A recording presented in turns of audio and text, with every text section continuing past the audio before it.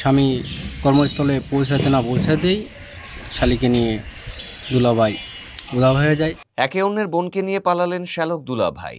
স্ত্রীর কাছে লুকিয়ে দীর্ঘদিন ধরে শ্যালিকার সাথে বিবাহ বহির্ভূত সম্পর্কে জড়িত ছিলেন স্বামী। শেষ পর্যন্ত শ্যালিকাকে নিয়েই পালিয়ে যান তিনি। গত 23শে আগস্ট এই ঘটনা ঘটলেও সম্প্রতি বিষয়টি সামনে এসেছে। এমন ঘটনার প্রতিশোধ নিতে দুলাভাইয়ের বোনকে নিয়ে আবারও পালিয়ে যান শ্যালক।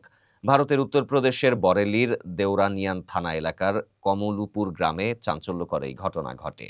শেষ পর্যন্ত মঙ্গলবার উভয় পরিবারের হস্তক্ষেপে বিষয়টি নিষ্পত্তি হয়। কমলুপুর গ্রামের বাসিন্দা কেশব কুমার 6 বছর আগে বিয়ে করেন। বর্তমানে তার 2টি সন্তানও রয়েছে। কিন্তু সম্প্রতি শালিকা কল্পনার সাথে সম্পর্কে জড়ান তিনি। গত 23শে আগস্ট 19 বছর বয়সী কল্পনাকে নিয়ে সে পালিয়ে যায়। এতে উভয় পক্ষের লোকজন তাদের খোঁজে তল্লাশি শুরু করে। তবে এই ঘটনায় পরের দিন কেশবের 19 বছর বয়সী বোনকে নিয়ে ঘর ছাড়েন কেশবের শ্যালক রবীন্দ্র।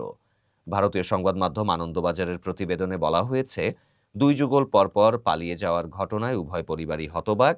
দুপক্ষ থেকেই নবাবগঞ্জ থানায় অভিযোগ দায়ের করা হয়। পরে পুলিশ তদন্তে নেমে গত 14 এবং 15 সেপ্টেম্বর তাদের খুঁজে বের করে এবং পরিবারের মধ্যস্থতায় এ সমাধান করে।